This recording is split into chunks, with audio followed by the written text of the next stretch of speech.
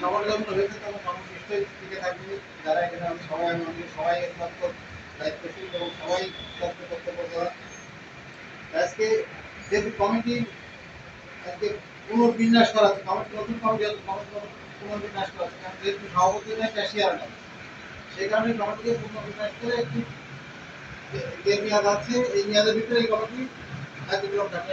এই কমিটি মেয়াদ থেকে যে গত যে কমিটি ছিল সেই কমিটি যে মেয়াদ ছিল সেই মেয়াদ পর্যন্ত এই কমিটি ছিল, তারপরে কিন্তু আবার নতুন কমিটি হবে।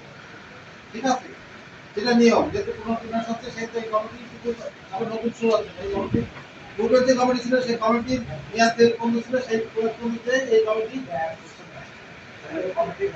ও আচ্ছা তুমি ছিল। আচ্ছা, এটা আমার জানা নেই।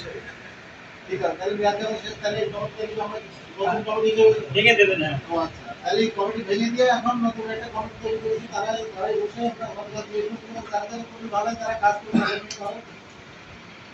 এখন তাহলে আমি সকল কথাবার্তা যে কমিটি আগামী কমিটি মেয়াদ শুরু করছি।